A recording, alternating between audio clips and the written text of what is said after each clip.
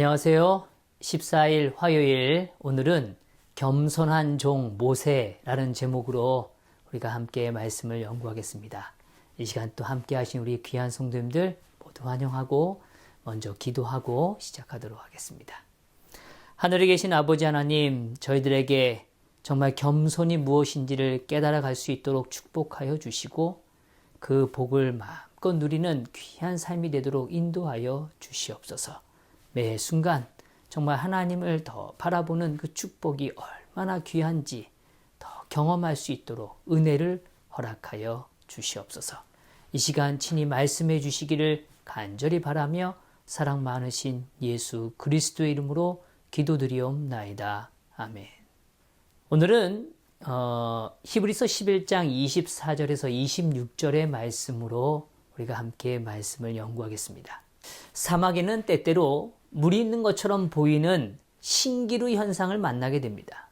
멀리서 보면 선명해서 금방이라도 마실 수 있는 그런 아주 풍요로운 물이 있는 것 같이 보여지는 거죠. 그래서 사람들은 그곳으로 향해 달려갑니다. 그런데 가까이 가보면 어때요? 아무것도 없는 것이죠. 문제는 그것이 너무 진짜처럼 보인다는 것입니다. 오늘 본문의 모세는 바로 그런 선택 앞에 서 있는 것 같습니다.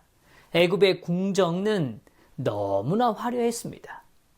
보아는 너무나 실제처럼 보였어요. 그의 모든 것을 충족시켜주고 만족시켜줄 것처럼 보입니다. 누가 보아도 그 길이 성공의 길처럼 보였어요. 그런데 모세는 그 화려함 너머를 보기 시작했습니다. 그것이 갖는 진짜 가치가 무엇인지를 보기 시작한 거예요. 죄가 주는 낚시라는 게 결코 영원할 수 없다는 걸 깨달아가는 거죠. 그의 눈앞의 영광보다 더 무겁고 더 값진 가치를 이해하기 시작한 겁니다. 지금의 보아보다 더 오래 남을 수 있는 가치를 이해하기 시작한 거죠. 그것이 무엇입니까? 하나님이 주시는 상을 바라보았다라고 말해주고 있습니다. 이번 과의 큰 주제는 교만 대 겸손입니다. 그런데 월요일의 세리와 오늘 화요일의 주제였던 이 모세는 같은 겸손을 말하는 것 같지만 사실 조금 다른 결을 보여주고 있습니다.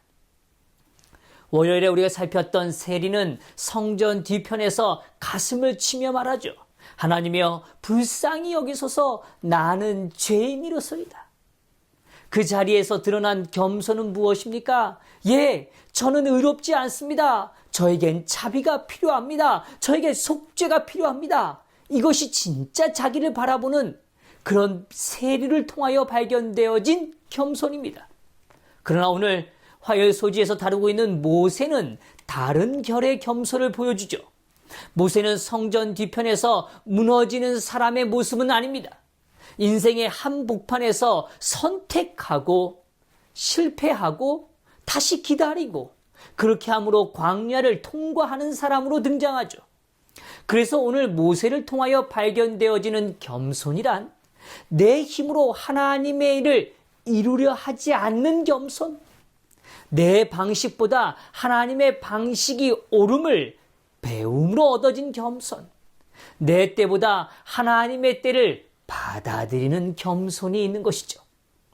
오늘 이 말씀을 우리는 한 가지씩 좀 살펴보기를 원합니다. 첫 번째, 하나님은 모세가 무엇보다 더 큰 가치를 확인하기를 원하셨습니다. 본문은 이렇게 시작하죠. 믿음으로 모세는 장성하여 바로의 공주의 아들이라 칭함받기를 거절하고. 이 한 문장은 매우 짧습니다. 그러나 그 안에는 엄청난 무게가 담겨져 있어요. 모세는 평범한 사람이 아니었습니다. 그는 애굽의 궁전에서 자랐습니다. 모세가 애굽 사람의 모든 지혜를 배워서 그의 말과 하는 일이 능하였다라고 성경은 사도행전을 통하여 밝혀주죠. 그는 능력 있는 사람이에요. 세상적으로 말하자면 가질 수 있는 모든 것을 가진 그러한 삶의 모습이었습니다. 오늘로 말하면 금수저도 이런 금수저가 없습니다. 그런데 히브리서는 그가 그 자리를 뭐 했다고 말하고 있습니까? 거절했다라고 말합니다. 왜 그렇습니까? 26절에 분명히 말해요. 그리스도를 위하여 받는 수모를 애굽의 모든 보화보다 더 큰 재물로 여겼으니 이는 상 주심을 바라봅니다. 모세는 애굽의 보화를 몰라서 버린 것이 아닙니다. 그 매력을 몰라서 떠난 것도 아니에요. 그는 충분히 보았고 누리고 누렸던 삶이었고 누릴 수 있는 삶이었어요. 그러나 그 모든 것보다 더 크게 보이는 것이 생긴 겁니다.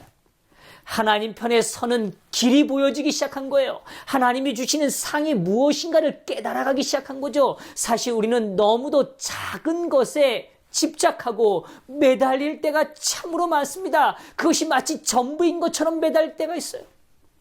사랑하는 성도 여러분, 교만은 언제나 잘못된 가치 판단에서 자라납니다. 지금의 성공이 너무 크게 보이는 거죠. 눈앞의 보화가 너무 값져 보이는 거예요. 내 지위와 내 능력이 너무 커지면 사람은 쉽게 교만해집니다. 그러나 하나님을 더 크게 보고 그의 영광의 무게를 더 깊이 느끼고 지금의 영광이 잠깐이라는 것을 보게 되면 비로소 자기의 실체와 오늘 우리가 서 있는 자리가 어떤 것인지를 깨닫게 된다는 것입니다. 애굽의 보화는 멀리서 보면 빛나는 호수 같아요. 목말라 하는 이들에게 아주 풍족한 생수같이 보여집니다. 그러나 영혼의 눈으로 보면 사라지는 신기루에 불과하다는 걸 깨닫게 되는 것이죠. 모세는 그것을 알아본 사람이었습니다. 모세는 하나님 앞에서 인생의 무게추가 어디에 있어야 하는지를 겸손을 통하여 보게 된 것입니다. 그러므로 오늘 우리에게 겸손은 다른 무엇이 더 큰 가치가 되는지를 깨닫게 될 때 시작되는 것입니다. 그 가치 자체가 겸손은 아닐 수 있어요. 그러나 그것을 깨달았을 때 우리의 삶은 진심 어린 겸손을 경험하게 되는 거죠. 그러나 성경을 보면 모세는 아직 자기 힘으로 내려놓지 못하는 모습을 봅니다. 여기 아주 중요한 전환점이 일어나죠. 모세는 이미 믿음으로 방향을 바르게 잡은 사람이었어요. 그래서 애굽의 길을 최종적인 길로 받아들이지 않은 사람이었죠. 그러나 그렇다고 해서 그때 이미 완성된 겸손의 사람이란 뜻은 아니었습니다. 출애굽기 2장을 보면 모세는 자기 형제가 억눌리는 거 보고 애굽 사람을 쳐 죽입니다. 그의 행동 속에는 정의감이 있었어요. 동족을 향한 사랑도 있었습니다. 그러나 동시에 아직 깨지지 않은 것이 남아 있었어요. 그것은 자기 힘으로 하나님의 일을 이루려는 마음이었죠. 이 점은 매우 중요합니다. 모세는 이미 애굽보다 하나님의 길을 더 귀하게 여기고 있었어요. 그러나 그 선택을 실행하는 방식이 아직 성숙되지 않았던 거죠. 그는 하나님의 일을 하되 아직 하나님의 방식으로 하는 법을 배우지 못했던 겁니다. 성도 여러분, 이것이 얼마나 무서운 일인지를 보여주는 구약의 또 다른 한 사건이 있습니다. 사무엘하 6장엔 우사의 이야기가 등장하죠. 다윗은 하나님의 궤를 예루살렘으로 옮기려 했어요. 좋은 뜻이었습니다. 거룩한 일이었어요. 그러나 그들이 궤를 수레에 싣고 옮기던 중에 소들이 뛰어서 궤가 흔들리게 되죠. 그때 우사가 손을 내밀어 궤를 붙잡습니다. 바로 그 순간 성경은 충격적인 말씀을 기록해주고 있어요. 하나님이 그 잘못함으로 말미암아 그를 치심해 그가 거기 하나님의 궤 곁에서 죽으니라. 성도 여러분, 우사는 악한 사람이었습니까? 그는 하나님의 궤를 지키고 손을 내민 것뿐이에요. 궤가 땅에 떨어지는 것이 두려워 손을 뻗은 것뿐이었을지 모릅니다. 그런데 왜 하나님은 그를 치셨습니까? 하나님의 궤는 제사장이 오늘 자신의 어깨에 메고 가야 하는 것이 하나님의 뜻이었습니다. 수레에 실는 것은 블레셋 사람들의 방식이었죠. 이 사실을 다윗도 인지하지 못하고 오늘 다윗도 선한 뜻으로 시작했지만 하나님의 방식이 아니라 인간의 방식으로 일을 진행했던 것입니다. 그리고 우사는 그러한 분위기와 그러한 정신의 한 중심 가운데서 자신의 잘못된 방식 그 가운데서 자기의 손으로 하나님의 일을 지키려 했던 것입니다. 엘렌 화이트는 이 부분에 관하여 우사의 마음의 근원적 뿌리에 대하여 다음과 같이 밝혀주고 있어요. 우사는 소들이 비틀거린 것에 분노하였다. 그는 하나님을 분명히 불신하였다.